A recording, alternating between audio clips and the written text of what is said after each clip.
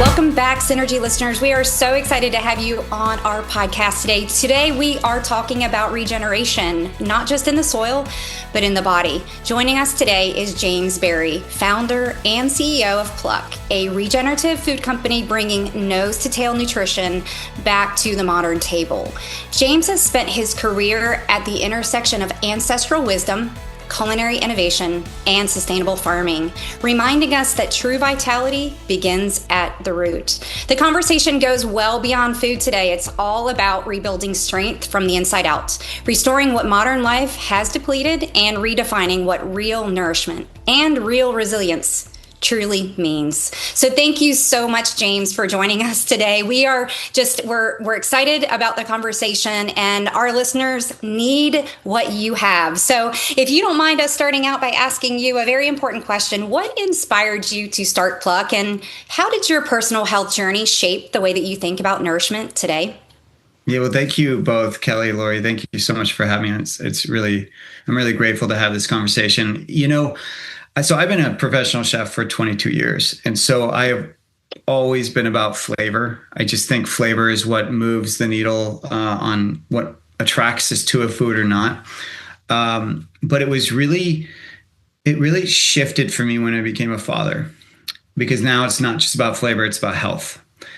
And when my youngest daughter, actually both daughters, we were traveling to Canada, we come back, they were both pretty young. The youngest was about a 1 and the oldest was 5. They got Shiga toxin, which, if people don't know what that is, it's a form of E. coli and it's deadly. You can't take an antibiotic. It's deadly for particularly really, really young children and the elderly, because you basically can't hold anything in your body. And my oldest got through it pretty quick, 3 days. But my youngest, it just wouldn't leave. And she was about 8 days in, just skin and bones. It was really frightening as a parent. And I got this hit of like, I just wish there was something that had a no barrier to entry. And the first food she finally could hold in was toast. And, here I am, a chef, and I'm like watching my kid eat a piece of gluten-free toast, which really isn't that healthy.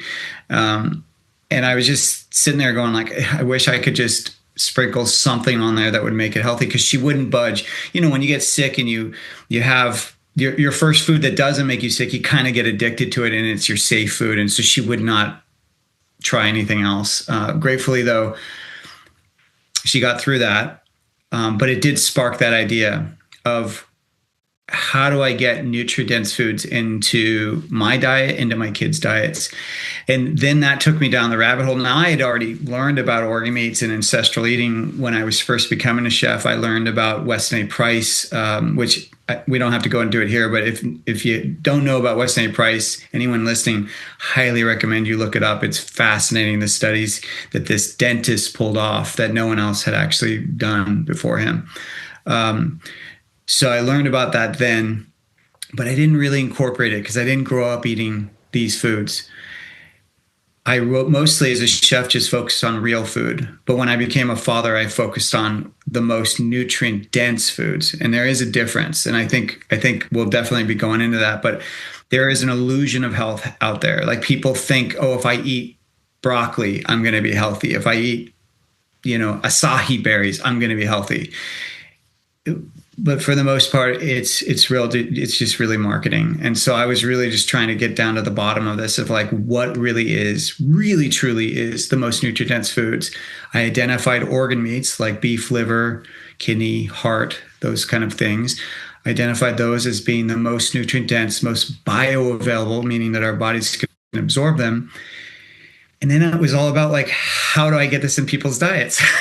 Because no one wants to eat them. They think they're icky. They don't know how to cook them or don't want to cook them. They don't know where to source them. And so I set out to solve that. I love that. And I love that you took an adverse event with your child and thought, okay, how can I make this better? And realizing that, I'm sure as a chef, you saw a lot of disparity with food too. What people would eat versus what they should be eating, right? And figuring out how to make it taste good, how to make them excited about what they're eating. I would love to hear more about that. Like, what was your journey as a chef? It's a huge learning when you notice what people really like, what really makes someone willing to make a change to their diet. And in my time working with people, I identified it really as there's only two reasons people make changes. And it's something I've been working on for the last 15 years of trying to figure out how to make it so it's not just these two reasons. But basically, the thing that moves someone's health needle, meaning that this is the reason they would actually make a change, move away from comfort foods, was because they themselves got sick or someone they love died. It literally took that much for someone to change. And what that really, how I looked at that and how I continue to look at that is that, well, we are humans first. We seek comfort, we seek regularity, we seek safety. And we live in a modern society that is in many ways not safe. We're being given food that's tricking our bodies, that causes lots of inflammation and other chronic illnesses. And whether people are feeling those illnesses or not, they exist. They're in your body feels it. And so your body's in a constant state of shock and awe, just of like, how do I do this? And it really, I think the way that most of us can identify this is just, how do you feel after a meal? Do you feel bloated? Do you have to undo your pants? That's a sign of shock and awe. Like, that's your body saying, this doesn't feel good, right? So whether you're in your body and you can actually feel it or not, your body is experiencing it, guaranteed. We live in a toxic soup where our hormones and our immune systems are constantly being challenged by these toxins that are foreign to our biology. Ultimately, what it all leads to is that we're not going to find the answers to getting healthy in a grocery store, in a restaurant, from these influencers. That I ultimately think that what we need to do is, as much as possible, remove, like, be honest with our kind of human desires. And instead of looking outward, try to look more inward. And I will share as well that in my time, what I've identified will get someone to turn a healthy food into a lifestyle is that it has to embody two things. It has to be both easy and delicious. It can't be one. It has to be both. And it really does speak to our human nature, that we look for things that are easy and we look for things that are tasty. And that was kind of both a really cool learning, but it's also, it all leads back to, like, we got to be honest with ourselves. Willpower doesn't exist. That's not going to get you your whole life. That's not going to get you lifestyle. Just doing it because you want to do it, it's not going to do it. You gotta dig deep, because the world is challenging us in every way. You're so right. One of the things we talk about a lot is changing your lifestyle, specifically in the way of whether that be food or movement or just moving the needle towards living healthier. It's never easy. It gets easier, learn better, do better. But it does have to get easier over time, or a person won't stay with it. And I agree with you also about the palate needs to be intrigued. When people are first changing their diet, one of the things that we experience, I would say Kelly probably says this in her clinic too, is you'll have people that repetitively eat the same foods over and over and over again. And they'll say, like, listen, if I eat one more piece of chicken, I feel like I'm going to have feathers, and we're like, well, how are you cooking that chicken? Have you thought about doing it this way or that way? Have you added this spice, this herb? Do you even know what those things do? Not just to your palate being intrigued, but the benefits of your health with using those things. So I can imagine that was part of the inspiration too, is, how can you create not only a product, but something that can also tempt and tease that palate and intrigue it too. So I just think it was brilliant. Thank you. Well, I mean, the palate's fascinating. The palate is a resource that we really don't use on many levels. So I'll address the most obvious level, which is it affects our taste buds, as you're mentioning. And the palate, though, if you think about it, it can also support, how do I take a a picky eater and make them more adventurous. So most people look at it behaviorally, or they'll look at it emotionally. But I like to look at it just physically through the palate. So in a sense, when you're dealing with a picky eater, you're really dealing with someone that is conditioned towards two flavors, salty and sweet, because that's what the American, standard American diet is, right? And so when you only, similar to if you remember when you were a kid and you were drinking all that soda pop back in the day, did you ever have one of those summers where you drank so much juice and soda pop that the first time you went to have water, it was gross? It was like, ugh. I remember way back in the day, I'd have summers like that, where the summers were filled with just juices, fruits, and soda. So that when I then had that water, it was like gross and plain. Well, that's just because my palate had been conditioned, right? And so when you want to get someone to be more adventurous physically, you just have to introduce the other flavors. And so we have the four that we were taught growing up, the bitter, sour, salty, sweet. But then since then, they've discovered umami, which was in the 90s. That's I would classify that as more savory. And then they're even identifying a sixth one now. They think it's rancid food. Rancid food has its own flavor, which makes sense to me, right? Because that's a survival thing. So that's one way, is you can use the palate to, you just have to get those flavors in. So if the kid is salty sweet, then you start to incorporate bitter, sour, and umami flavors in. Fortunately, pluck is very umami. So when we get people using our seasoning, it's more than just flavor. It's actually helping to reshape their palate. So that's kind of cool on that level. On another level, the palate is ancestral. So it's our communication pathway that is telling us whether, going back to what I said earlier, is this food safe or is it going to kill me? Because that's really ultimately ancestrally, because this is something people forget, is this human body, we call this Homo sapien, right? And it's 250,000 years old. The biology is truly ancestral. These frankenfoods that we're eating are only, 100 years old? I mean, when you compare them, the body's biology, 250,000 plus years, the foods we're currently eating, 100. It's like a pinprick in a lifetime, right? And so we really have to rethink what this palate, the biology of our palate, what was it designed to communicate? Well, ultimately, it was, is this food going to kill me or is it going to nourish me? That's the basic knowledge, but it was extremely serious, because if you ate the wrong thing, you died, right? You didn't have nutritional facts boxes and ingredient labels to tell you what's in it. So there was truly like, oh, what's this? It smells good. And so you used your communication pathway, which is your senses, to inform you of what to do next. And I think we've forgotten that this 250,000-year-old biology needs these senses, needs our palate, needs the taste, needs the touch, needs the hearing, needs every aspect of this communication pathway to know, is this food going to nourish me? How much of it do I need? When do I stop? Right? All the communication pathways that we are losing in modern society and modern eating, and thus why we have this obesity issue and why we have chronic illness is we're not tapping into this 250,000-year-old biology.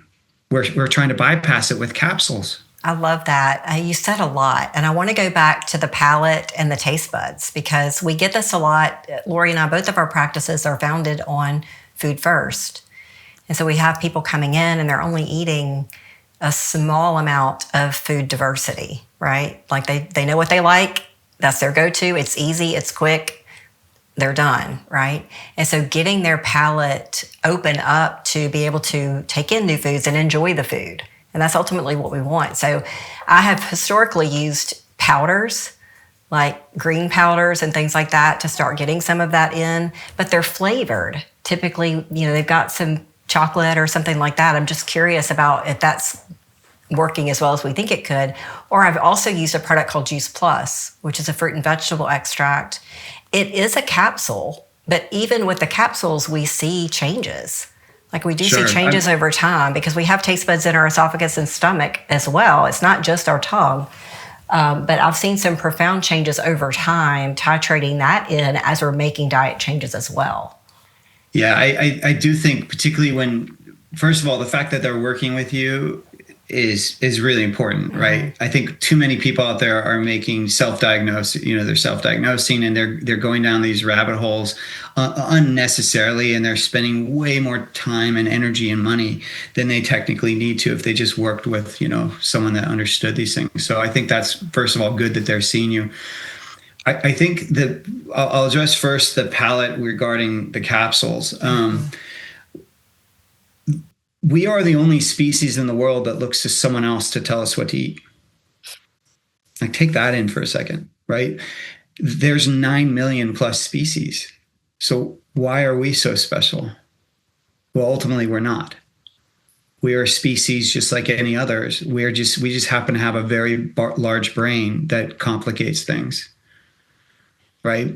So we're already in this scenario where we're overthinking everything, and we're mucking up the food systems so much that we don't even really deal with the root cause. We ultimately just keep messing, keep addressing the symptom. And I think about, so I'm reading this book right now called The Third Plate by Dan Barber, and he talks about how the prairie was full of perennial grasses that held soil in place, and the roots were deep. If anything, the roots were like the way a tree looks to us on the outside of the ground, that's the way the roots looked in the soil. They were so dense that they not only held the soil together, but it meant that on the top of the soil, that perennial grass anything could happen to it and it would still be alive. It'd still be nourished and still be cared for. And it would also still be healthy. Key, right? Well, what happens is that we came in and we thought, well, we're going to plow this up and we're going to put in annual wheat, meaning that the perennial grasses can just grow ongoing. Get chopped down, they'll continue to grow. Perennial wheat has a cycle. It grows, and then you got to replant a seed to make it a new plant the next season, right? So one is like a root system that is healthy and alive and ever expanding, really, right? And the other is cyclical and controlled and is basically soaking in, taking in nutrients, but not giving back much. Right. And that's why you have to keep fertilizing the soils. So in many ways, we created this mess of where we have no topsoil, where we have food that is not as nutrient dense. And it's this, and I'm using this as just one little case study, but the reality is we apply this thinking, this very ignorant human thinking to everything. Look at like the poultry industry. We put the chickens in these little cages and then they would start pecking at each other. And they would actually start causing more harm to them. And then that doesn't help us because we're trying to, have them grow up big enough where we can then profit off their meat, right? So what do? We don't go, oh, maybe we shouldn't have put those in cages. We go, let's just burn off their beats so they can no longer peck at each other. And that's what we do continually. And that is, even in our medical system, you're looking at the symptom and constantly solving the symptom instead of looking at the root cause. And it's literally pervasive in every aspect of our lives. So no wonder that we're suffering. No wonder that we continue this very way of thinking. It's because our entire society and our food systems and our health systems are all built in the same way. So I guess what I offer is that the minute that you as a person, as you're going down this path of trying to get healthier or trying to eat, I think first of all, we have to have humility. Like we have to take ownership of that. The way that we think we're supposed to do it is probably not 100%. It's probably beholden to this same kind of chronic thinking that I just identified, but it's also probably beholden to the current science. So I'm not saying to not work with someone. Obviously, I think it's important to work with someone, but I also think that you have to Just like a woman who's pregnant goes into the hospital, have that baby, the doctors may say, you got to do this. But the woman she has a motherly instinct, and you cannot take that away from her. And the minute you do is when she has trauma around her birth. But if you just let her dictate the pace, let her dictate what feels right, let her follow that motherly instinct, it usually ends up okay. And I think the same is true for us as humans when we're looking at diet. Whether you're working with a practitioner or not, you still have to go inward and take a breath and like really let your biology, let this ancestral sacred biology speak to you, because it will. We get signs all the time. I mean, the simplest sign we get that I think most people can identify with, and I can name more, but the simplest one is when you try to lift something that's too heavy, what happens to your grip? Gives out. That is your body's communicating, saying that this is too much. You're going to hurt yourself. You're going to hurt me, and I'm here to survive. Don't do this, right? It shows up all the time. When you're in the grocery store, you go to try to grab something off the shelf, and it falls out of your hand. You go to try to pick it up again, and you can't seem to get a good grip on it. Or maybe you have flatulence when you go, or burping, or some kind of like physical reaction when you go to grab something. These are all signs we're just not listening. And the pace of our world is go, go, go, do, do, do, not stopping, not engaging our senses. I mean, it's so much more multifactorial than that, right? So many things. But, you know, the pace to which we're expected to live in the rush just further worsens all of this. And, you know, I go back to also traditional medicine in and of itself, and having been traditionally trained and then transitioning into integrative, holistic, regenerative medicine, you know, we're trained, honestly, it's you have however many minutes, listen to a quick symptom and just give a reply to fix that problem. And, you know, in functional and integrative medicine, it truly is stop, listen, pause, engage them into their plan of care. Teach, like you said, there's intuitiveness, intuitive natures, there's things in us. And our goal truly isn't to tell them what to do. It's to bring knowledge to them and opening the world of knowledge that they have access to and encouraging them to listen, look, read, apply, and be the CEO of their health. And I love that. And I would add that I think that if we really want to kind of merge this holistic medicine with the ancestral, is that we also have to, the minute you have that first client, is one of the first questions should be, do you believe you can heal? Because if you don't believe it and this is for everyone listening, like if we don't believe it as individuals, it won't happen.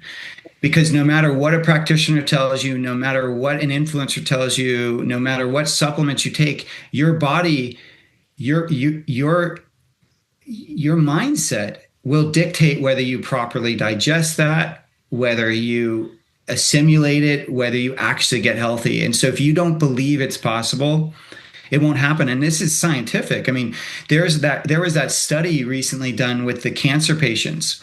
I'm sure you know it, but I'll share it. But it's basically where there were some that were having real chemotherapy. There were some that were given pills that were told it was, chemotherapy.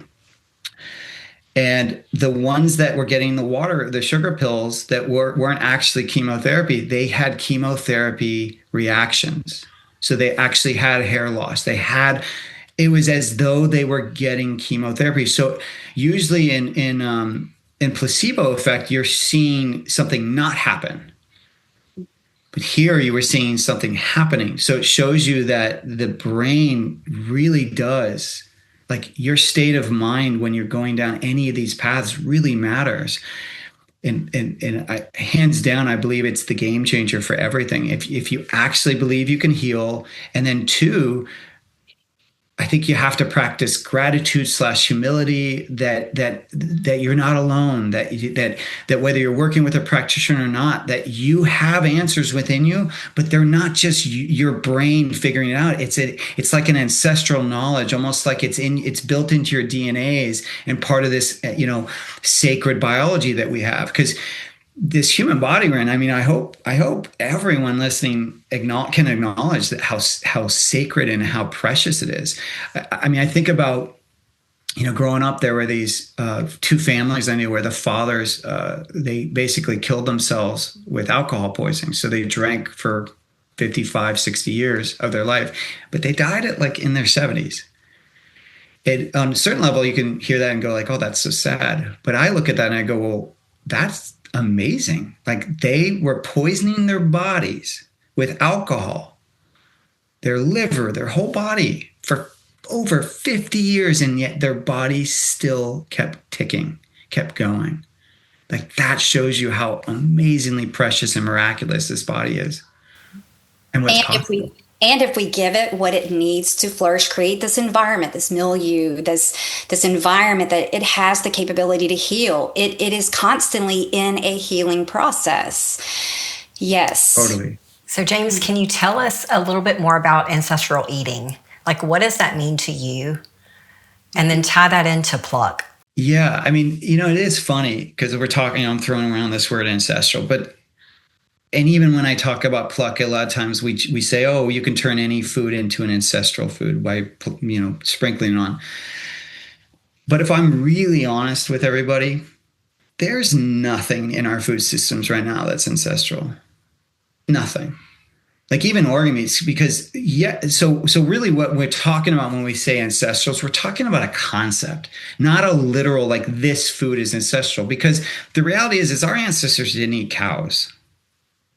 They didn't eat these kind of agriculture, these bred animals that we have now that are very farmed animals. That's, yes, your great grandparents, but I think when we say ancestral, we're imagining our Paleolithic, ancestors. And these foods did not exist then. And we've manipulated the system so much that none of the vegetables we eat now are what they used to be, really. None of the grains, there weren't grains back in the day, but the wild roots, most people aren't eating that kind of stuff, nor could you find it in the way it was then. So I think when we talk about ancestral, we have to focus more on the concept or the perspective of the philosophy of it. So the idea that how I look at it is ancestral really needs to embody three things. Is you want food that has flavor found in nature, not natural flavors, which are added flavors, but food that has flavors that are found in nature. And then you need the food to be nutrient dense. So that's a whole food. That's a food that is an ingredient versus has ingredients. And then you want to mindfully eat it because that's how our ancestors did it. They didn't have all the distractions. They didn't have all the things that were causing, like the stress they had was more in the moment, right? It was like, oh, something's chasing me. It wasn't like you're sitting while you eat and you're just sitting in stress. Because usually when you were eating, you were in a safe space and you didn't have the kind of modern issues that we have where you're constantly feeling stress, whether it's from the toxins or from just your career path or from the kind of controlled lifestyle we live. So I just have to assume that while they were very stressed out back in the day too, it was more of like a controlled kind of momentary moment of stress and then lots of time of just downtime and no stress. I mean, that's what I'm just assuming. But I also think, though, then we have to look at practices around this. So this modern idea of like, oh, I'm going to eat ribeye and liver because that's what said influencers tell me to do, whether it's Paul Saladino, whatever, all these people, they're like, just eat these 5 foods. It's like, whenever in the history of the world would someone slaughter an animal and only eat one part of the muscle and one of the organs? It just wouldn't have happened. It's a very, as Taylor Swift would say, it's champagne problems, right? It's like, it's not in reality. Mm-hmm. Like if, first of all, you're completely disrespecting and not honoring that animal when you don't eat the whole animal. Taking any life is serious. And whether that's human or animal or any insect, any kind of life force, that thinking that we have the power just to take it and disregard it is just obscene to me. So first of all, like eating whole animal is environmental. Eating whole animal is planetary. It's honoring that animal. You're using the entire resource. And it is how our ancestors would have eaten philosophically. When you do that, what you find is that you get nutrients that you don't just get from the meat. So I'll give an example of B12. Like B12 is associated with beef, muscle particularly. And yet I've talked to people who said, yeah, I've had my B12 measured and it's low and I eat beef. And I'm like, that's interesting. They said, but guess what? When it went up is when I ate liver. And I'm like, oh, that's interesting because they both have B12. But I have to assume it's because if you just practically put a beef muscle, like a ribeye on the counter and you put liver on the counter and let them get room temperature, just leave them out for 5 hours each, the beef muscle kind of it keeps its constitution. It doesn't change much. The liver almost melts. So you even just structurally, you look at that and you go, oh yeah, this is looking at the beef liver, this is going to way easier absorb. Because look at how it's melting in room temperature. That's what's going to happen. Your body is warmer than that internally. So it's like, so right away, I got it on a practical level. I was like, oh yeah, that makes more sense that the B12 in the liver is more absorbable than the muscle meat because it's structurally different. But you apply that to just like supports like, or you apply that to the other organs. What are their jobs? What do they have to do in the body? We just talked about how miraculous this body is and how the survival instincts, how it will take abuse for 50, 60, 70 years and it will still tick, right? So these organs have jobs to do.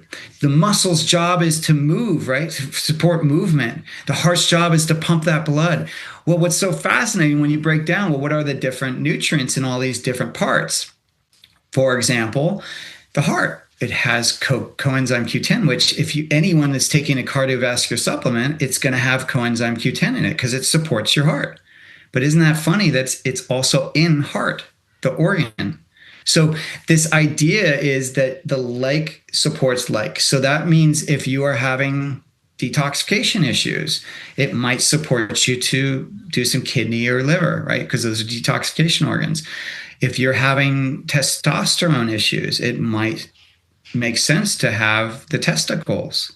And what's interesting is this is not just me saying this. Like in the 1940s, Standard Process, one of the OGs of this glandular space, they did the testing back then, and they showed the glandular you eat supports the glandular in you.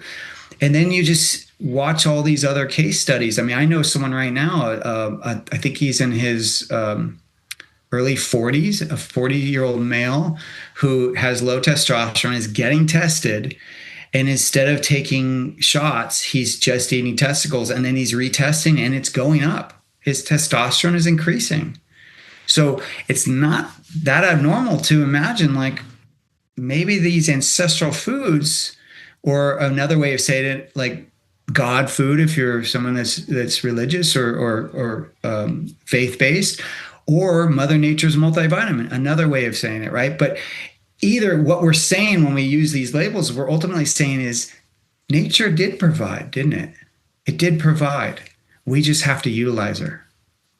And some people listening to this who are completely new to this whole conversation about, like supporting like and eating, testicles or testes, just that's like, oh, like, why would I even think about, oh my gosh, that's so disgusting, right? Because I know some of the people listening to that are thinking that.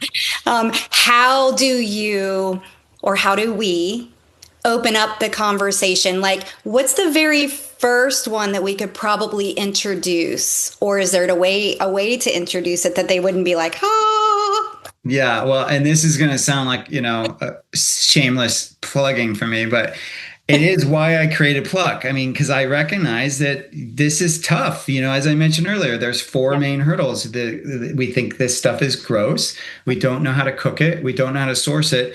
The fourth one is we know that we should be eating it, so we're taking the capsules. But why I have issues with the capsules kind of goes back to what I said earlier.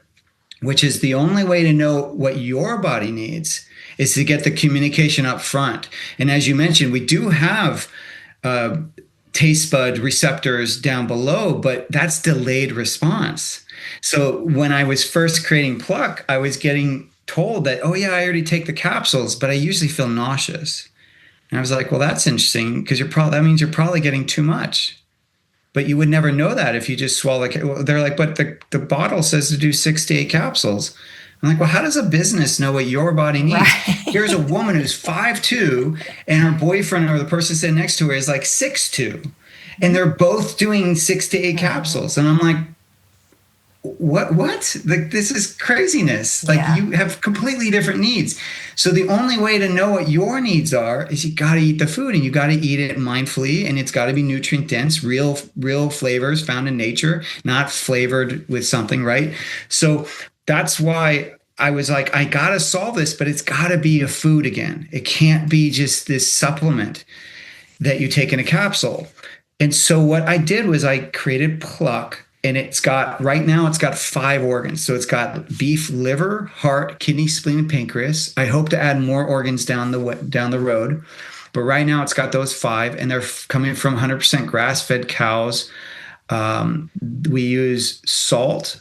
We use organic spices and herbs, and I make them taste good. So now, literally, this is the easiest way to get this organ meat nutrition into your diet. You just salt your food with it. And now every time you salt your food, you're getting the microdosing of those organ meats frequently, because we season our food all the time. And that's cumulative effect. And a lot of people will go like, but how much do I really need? I'm like, but guess what? You're eating it. So your body will tell you how much. Some women, during the certain time of the month, they might want more.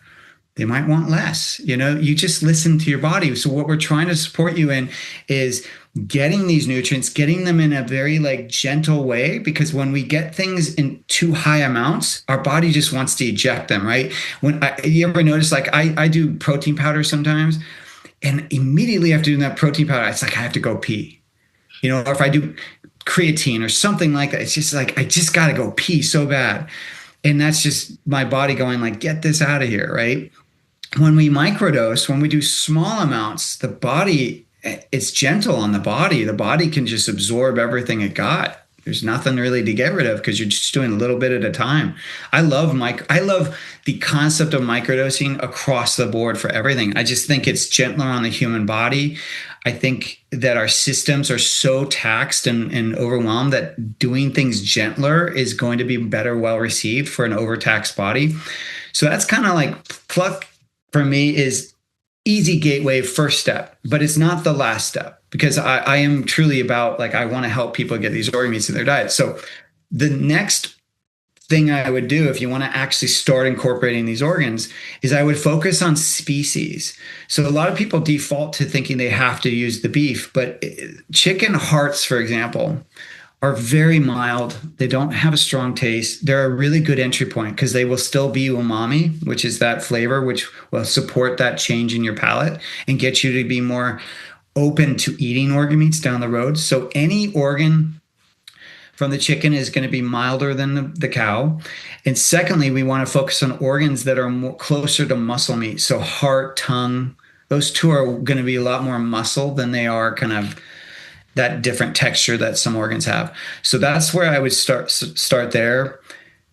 Once again, you don't have to stop. If I were then moving from the chicken hearts I should say this too, just to give everyone a little bit more value here. With the chicken hearts, you don't leave them whole. Chop them up, throw them in a sauce. No one will know they're there. They'll think they're mushrooms. So just help your psychology, break it up so it doesn't look like an organ, because psychologically, that's what we're kind of grossed out about. I think it makes us feel our own kind of mortality when we see organs, right? We think of our own internal body. So just try to remove that stimulus. That's the power of Pluck, because it doesn't look like an organ, right? Same thing with the tongue. Once you cook it and it comes out of that skin, that kind of sandpapery skin, underneath is a really delicate stringy muscle, and it's so delicious.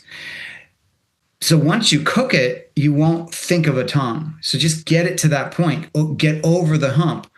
And what's kind of cool when you start to explore these off parts of the animal, or the offal, as we would call it, they're cheaper than the muscle meat, which is kind of cool because if everyone's been feeling the kind of how expensive everything's getting, right? What's cool is that you could get the same 100% grass-fed cow that has the $24.99 ribeye. The tongue will be like $7.99. So you could really save money. And I'll just say one other tip towards easing organ meats in that a lot of people don't think about is what's really overwhelming about an organ meat is when it's defrosted. When it's frozen, it's not that overwhelming. It just feels like a hunk of meat, right? So what we want to do is we want to keep it frozen. And one of the practices I suggest to people is that when you have any ground meat, doesn't matter what species, it could be turkey, it could be lamb, does not matter. And if you have a beef liver that's in your freezer, pull it out and just grate it into the ground meat and then put it right back in the freezer. 1 pound of ground meat, you could put in I would start with 1 tablespoon of grated liver and graduate up to 2 tablespoons eventually, but no rush. Just start with 1 tablespoon. The key is not to put too much liver in there, or it will start to change the flavor and the texture. But if you just do up, 1 pound to 2 tablespoons total, you won't taste it, you won't notice it, and you'll start to get the benefits. And then your palate will start to open up eventually, and you'll just want to try other organs. You'll no longer be grossed out by them, and you'll just be open to it. Yeah, I love the practical application of that. Just walking someone through, like, how do you navigate this in day-to-day life, in our kitchen? I think that's great. I've never ventured out into the organ meats myself. Like, I haven't done that in the kitchen, right? The joke is that whenever I talk to practitioners that know, because you guys, you both know about eating organ meats, and it's just, the joke is like, so how long have those organs been in your freezer? They're like, a year, because, even the best of us, we're still intimidated. I mean, that's why I know it seems like a shameless plug, but that's why I start with pluck, because I'm like, even me, I'm a chef. I know better. I do not cook organs separately. I just use pluck because it's easier and it's delicious. It goes back to the human nature piece. Because for my money, I think that we're constantly being sold bills of goods, like, this is healthy. No, that's healthy. I mean, and all I do is in my brain, I just think about Suzanne Summers and the Thigh Master. You remember that thing? Oh, yeah. Remember how everyone and their mother bought that? It was so popular. And where are they all now? No one is doing the Thigh Master. Not a single person on this planet is doing the Thigh Master. They're all somehow in some landfill somewhere. And I always think about that when I see a health trend, because I'm like, if it's not something I can translate into a lifestyle, it's just money thrown down the drain. Right. So true. And that goes for the infrared saunas, that goes for the cold plunges. It's like, you truly have to be like, am I going to use this enough that it will become lifestyle and not just something I do for a year or a month or whatever, right? So that's my gauge. That's truly my gauge. And pluck is that. It is so easy. It's delicious. There's no reason not to use it. I just want to say this real quickly because I want to go back to quality just real quick. And it's quality. You vet it, right? Yes, it's there's no agents. And grass finished, right? And it's New Zealand, right? Did I hear that? That is true. New Zealand, because they have green grass year round. These animals are regenerative. They're not always certified, but it's just because it's different. They have different certifications over there. But for the most part, these animals are as close to regenerative as you can get, which is just kind of healthier farm. We definitely focus on quality because we know that if we're going to provide this product, that we have to solve all of the points, right? It's got to be delicious. It's got to require no cooking skills. It's got to be sourced properly, and that's the piece we're talking about now. And then it's got to meet your biological and lifestyle needs. I mean, that's the power of what we're talking about. Is like, we're talking about these ancestral philosophies, these foods that are closest to what our ancestors ate. But notice I'm not saying, well, go take off your t-shirt and go live in a cave and cook it over a fire. Like, I get it that we can't, we don't want to go backwards. We just want to make sure we're getting this nutrition in this very stressful modern life, but that fits with our modern life.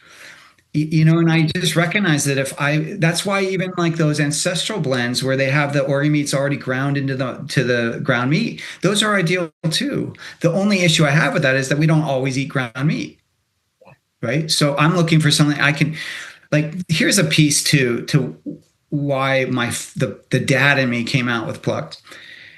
And I talked about it earlier, is safe food. And you both are this better than anyone, because when someone comes to you, and you give them an assessment, you tell them, this is how I need you to start eating. Well, first of all, they got to get it over the change, right? They got to be willing to change. But the other thing is that the foods that they've been eating, they feel safe on them. Like, they feel comfort from them. And so when you remove that comfort too fast, it's like pulling the Band-Aid off too fast. How fast you pull that off will determine whether they actually stick to the protocol or not. So if you try to just yank it, it won't last usually, because the trauma that they have around why they need those comfort foods hasn't been addressed. The beautiful thing about Pluck, and why I love it, particularly for parents with kids, is that you're not forcing anyone to change their safety foods. You're just adding it. Like, my kids are eating mac and cheese. I sprinkle it over the mac. I'm not telling them you can't eat mac and cheese because it's not healthy. I'm saying, here's your mac and cheese. We're just going to sprinkle Pluck over it. Oh, it's pizza night because we didn't meal plan and we didn't, we didn't cook from home. No problem. We're just going to sprinkle the Pluck over the pizza. And I'm going to feel a little bit better as a parent that I got organ meats in my kid. You know what I mean? Like, we're not trying to reinvent the wheel. We're just trying to increase the nutrient load of what you're already eating, and hoping that through that palate change and through your body, just starting to feel better in your body, that you will eventually start to welcome more change. But you'll do it at the pace that you can do it and that your biology allows. Yeah, so you mentioned the formula earlier, and you mentioned salt being in the formula. You do have a plain version. Does it? Yes. It does not have salt, correct? For people that are salt sensitive or really trying to modulate some of the salt intake. Yeah, it's just the organ meats. And we did that exactly for that reason, because we recognize we can't make a seasoning for everybody. Like, there's always something that someone wants or something someone doesn't want. So I was like, look, I'll just give you the blend that I made. It's, like I said, it's the 5 organs. And what's so special about this blend, so when you get capsules, they're not mixing that for taste. They're just equal parts of the organs, and they put it in the capsule. With me, I actually curated the taste of the blend. So I made sure that it was neutral as possible. So that's what people are always shocked about, is the pure is like, oh, it's not as strong as I thought. I'm like, yeah, because I as a chef, I nurtured it. And what that means, though, is that pure, what's cool about it is it can go sweet or savory. So you could add it to brownies. You could add it to your smoothie. You could put it in your savory soups or dishes. You could, there's so much you can do with it. And even better is that 1 teaspoon equals 2 ounces of organs. Wow. So it's really no different than the capsules, but it's just not in a capsule. So I always tell people, like, start with half a teaspoon a day. You're done. I guarantee it's going to move your blood markers really quickly. Like, I've seen it move it as fast as, I've seen people feel different within a few days of using it, but most people don't test their blood. Usually it's like a month is the soonest I hear people doing it. And so within that month, though, absolutely their markers have changed. But my guess is that it changes within the first week or 2. So the other question I have is, we have patients that have had either severe leaky gut or environmental exposures where they have tremendous sensitivities and just exaggerated histamine reactions. Because it's a dried product, are we worried about histamine burden using something like Pluck? Should we be careful with that? I know some people, so histamine typically is higher in cooked food, first of all, and of course aged meats. That's right. Right. So This is not aged, first of Okay. all. So it's raw, frozen, and then freeze dried. Okay. And my assumption, because this is true in general, with when you remove moisture from food, it starts to slow down the aging process. Okay. Right. That's why freeze dried or these kind of foods that have moisture that's removed, they're preserved longer. So I have to assume that's affected as well. I do know some people that are very sensitive to histamines that are using the pure pluck, and they have not had any issues. Okay. Good to know. So that's the most I can really say about it, though, because I think it's one of those things, just like anything, is you just try a little bit, see if it works for you, and then what's nice is you're just microdosing, so it's never too overwhelming. And the way what you have available for people is to try in sample packs too, right? We do. So they don't have a sample buy. pack, and here's something. I get so excited talking about this one because our mission is to help you feel better in your body, everybody. And I know that the way to do that is to get these nutrient-dense foods in you. So I'm not just about those 5 organs I mentioned. I want to get the whole animal. So we just launched a couple of new products, and one of them is the brain. So we're actually helping people to get brain. Brain is something that used to be eaten all the time around the world. It was also, and still is to a degree, is eaten. Going with that like supports like concept, the brain has a lot of nutrients that support our own brain. And I have to wonder if, I'm not saying it's going to solve dementia or Alzheimer's, but I have to wonder if it will help to offset, because the amount of people getting Alzheimer's and dementia it's so high now. It's highest it's ever been. And so I'm really excited to get brain, because even our great grandparents were eating brain, with their eggs, if they're from farmlands. That's what they were doing. Like I said, they didn't waste any part of the animal. So particularly if you were a farmer and you killed your own animals, you kept the brain because you could. You weren't shooting the animal necessarily and fracturing the skull throughout the brain, so you could slaughter them and still use parts of the brain.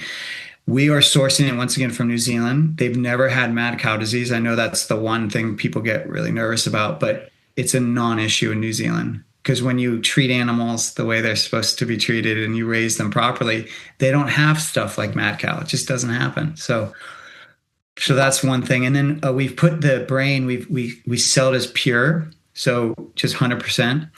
We also have it in our cinnamon. So some now people are adding it to their coffee and they feel more grounded, more focused from it. That's the stuff I keep hearing from people. And then we also added some new flavors. So we have original, zesty garlic, Southwest, and then our new flavors for people that really like spicy. It's called habanero lime. And I'm sure we'll be in touch too, is just kind of getting as clinicians that really work in the industry of testing and helping people identify things that are triggers for them. You brought up cinnamon, and I have an actual reaction to cinnamon. I love cinnamon. I mean, that to me was like, wow, I would love to do that, and I can't. But the other thing, you get the pure, then, yeah. Right. As clinicians, we have access directly to you and to your company, and it allows us to ask questions specifically. And we really appreciate that as clinicians, is because, there's not a whole lot of truth in labeling out there either. And that could be a whole nother segment for a whole nother time. Yeah. So we really appreciate that you're very forthright about what's in there, where it's from, that you care about how it's sourced. And so thank you so much for your contributions to the industry of making food fun, making it easy, and making it nutritious. We do actually have a affiliate code for those of you listening to this podcast. You can also at checkout get 15% off of your pluck. So by using the word Synergee, SYNERGEE at checkout, as you do check out. So James, we've been so appreciative of the time. I just wanted to, there's one last question, and I think Kelly and Synergee style, right? We always have to close with an okay, so. So if you had to pick one thing in your health routine that you believe has had the greatest impact for you personally, what would it be? I think most people are always, they're usually going to answer from one of the pillars, right? So the stress, the food you eat, movement, or sleep. So sleep would normally be the main pillar for me that dictates everything else. Because if I don't get good sleep, then I make poor food choices. I don't work out, yada, yada, right? So that would be the easy answer. The more challenging answer that I think will give the more value is the biggest mover as of late is what I touched on during the call, which is I'm now looking inward for the answers. I'm really I'm more and more what I'm trying to do as I go through my day, or I'm making food choices, is I'm trying to not multitask. I'm trying to just be mindful, be present, right? And then if I notice like my body hesitating or feeling like, oh God, I gotta eat this, so whether it's craving something or it's hesitating to eat something, I before I even do it, I just take a breath and I just kind of notice, where am I holding tension in my body? What's going on? And I just ask questions, but I'm literally looking more inward and I'm asking questions and I'm coming at my health with more curiosity. And that has been absolutely game-changing. And it sounds like with humility and grace too. Really? Yeah, that I don't have all the answers. I don't. Yes, I've been doing this for 22 years and I have observations, but I'm very open to the fact that what might work for me may not work for you, and that you have to ask your own questions. I do know, though, that there are a handful of non-negotiables that I hands down believe now, and no one can sway me. And that is because I started out with this belief and it has never changed. And that is that real food is always first choice. I'm not telling you what diet to follow. I'm just saying eat real food. Yes. And once again, that is a food that is an ingredient versus has ingredients. Real food wins every time.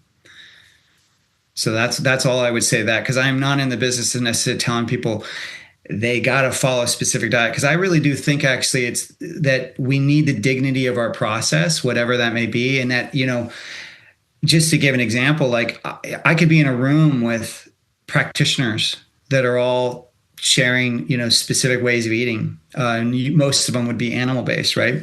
And I could ask them, so any of you in this room ever been vegan? And no joke, like the majority of the room will raise their hand. So it tells you that everyone came from something, and they had it's their process and their journey that led them to now what they what they share with their clients. They've gone through their own health journey, and they had to have the dignity of that, and that's what took them to being the type of practitioner they are now. So I believe we all need that process to come to our own conclusions. Yeah. So good. Thank you so much for being here, James. I know our listeners are just eating this up, literally. And I look forward to talking to you soon. Absolutely. Yeah, thank you both. Thanks so much. The Synergee podcast is for general informational purposes only and does not constitute the practice of medicine, nursing, or other professional healthcare services, including the giving of medical advice, and no doctor-patient relationship is formed. The content of this podcast is not intended to be a substitute for professional medical advice, diagnosis, or treatment. Users should not disregard or delay in obtaining medical advice for any medical condition they may have, and should seek the assistance of their healthcare professionals for any such conditions.